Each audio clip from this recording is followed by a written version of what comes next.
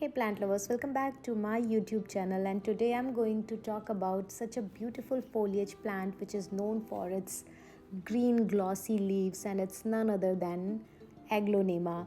It is actually a native to tropical and subtropical regions of Asia and New Guinea, and they are popularly known as Chinese evergreen. In particular, I'm going to talk about Silver Bay, which is a cultivar of Agalonema plant, and it's known for its variegated leaves that have actually silver and green coloring. And this plant is a perennial and really a low maintenance plant. So I would suggest, if you are a beginner, bring this plant home, guys. So let's begin with the care tips, which are really very simple for Agalonema Silver Bay. So for the light conditions, I would say that Silver Bay particularly, they prefer to be in medium to low light conditions. They can tolerate low light conditions as well. Avoid keeping them in direct sunlight, which can cause the leaves to fade. And of course, for the temperature, I would say that they love to thrive in the temperature between 70 or 60 to 90 degrees Fahrenheit, or let's say between 16 to 30 degrees Celsius. They do not want to be in extreme climates or extreme temperatures, extreme heat or extreme cold. They don't like at all. And the ideal soil for Agalonemas would be a well-draining soil with slightly acidic pH between 6 to 6.5. You can take any commercial tropical potting mix for your Agalonema, or you can make your own mixture at home by adding equal parts of peat moss, perlite and good compost. So for watering your Agalonemas, I would recommend please check your soil before watering your plant.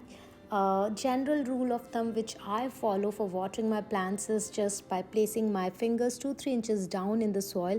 If you feel moisture in it, do not water your plant, and if it comes out clear, then you can water your plant. And there has to be a gap between the waterings, make sure, because Agalonemas, they don't want to sit in a soggy soil. They don't want to be in too much of moisture.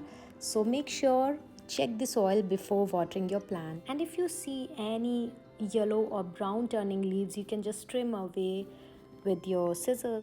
And to make your plant look more bushier, you can pinch back the tips of their stems.